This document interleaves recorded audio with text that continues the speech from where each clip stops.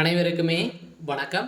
சற்று முன் கிடைத்திருக்கக்கூடிய ஒரு மிக மிக முக்கியமான செய்தி ஒன்று வெளியாகியுள்ளது.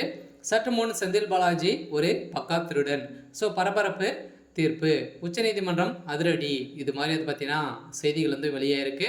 இப்போ தமிழகத்தில் வந்து பார்த்தீங்கன்னா ஒரு 1 வீக்காகவே ஒரு மிகப்பெரிய சம்பவம் வந்து நடந்திருக்கு இல்லையா.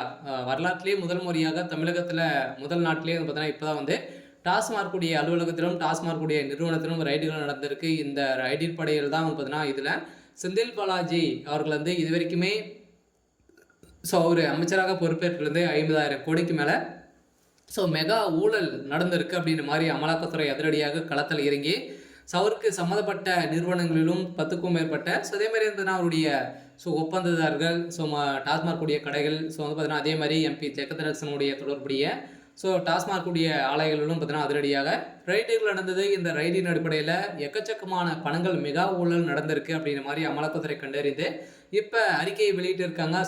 மீண்டும் மீண்டும் திமுக வந்து மிகப்பெரிய ஒரு சம்பவங்களாக நடந்திருக்கு. இதன் அடிப்படையில் செந்தில் பாலாஜி அவர்கள் வந்து ஒரு பக்கா திருடன் அப்படின்ற மாதிரி ஏற்கனவே வந்து பார்த்தீங்கன்னா இவருக்கு ஜாமீனே வந்து கொடுத்துருக்க கூடாது அப்படின்ற மாதிரி இப்போ வந்து பார்த்தீங்கன்னா நீதிபதிகள் வந்து புலம்பி வரும் நிலையில் தான் இப்போ அதிரடியாக செந்தில் பாலாஜி அவர்கள் வந்து மீண்டும் சிறைக்கு செல்ல போகிறாரு.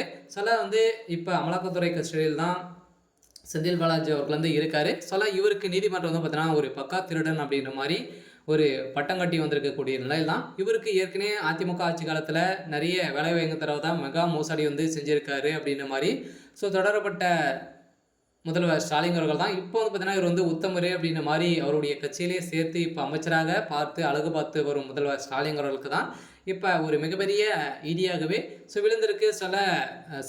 அமைச்சர் செந்தில் பாலாஜி அவர்கள் வந்து பார்த்தீங்கன்னா ஒரு பக்கா திருடன் தான் அப்படின்ற மாதிரி இப்போ வெளிச்சம் போட்டு காட்டக்கூடிய அளவுக்கு தான் அவருடைய சம்மந்தப்பட்ட நிறுவனங்களிலும் அவருடைய இடங்களிலும் வீடுகளிலும் பார்த்தீங்கன்னா அதிரடியாக ரைடுகள் நடந்தது. அதே மாதிரி அவருடைய மினி டைரி சிக்கிய சம்பவம் தான் இப்போ திமுகவுடைய தலைமையகத்துக்கு ஒரு கேள்விக்குறியாகவே மாறி இருக்கு.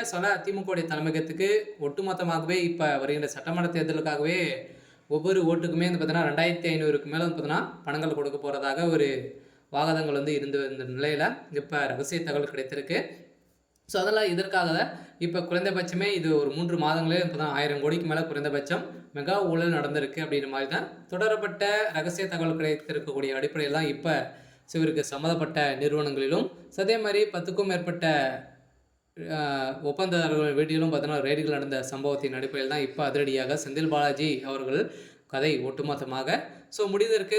இவர் ஒரு பக்கா திருடன் அப்படின்ற மாதிரி தான் பட்டம் சூட்டி இப்போ நீதிமன்றம் ஒரு பரபரப்பான தீர்ப்பு வழங்கியிருக்காங்க. இருந்தாலும் செந்தில் பாலாஜி அவர்களுக்கு என்ன தீர்ப்பு வழங்க போகிறாங்க அப்படின்றத வெயிட் பண்ணி பார்க்கலாம். இது மாதிரி செய்திகளை தெரிஞ்சுக்கணும் அப்படின்னா மறக்காமல் நம்மளுடைய சேனலை சப்ஸ்கிரைப் பண்ணி சப்போர்ட் பண்ணுங்கள். தேங்க்யூ.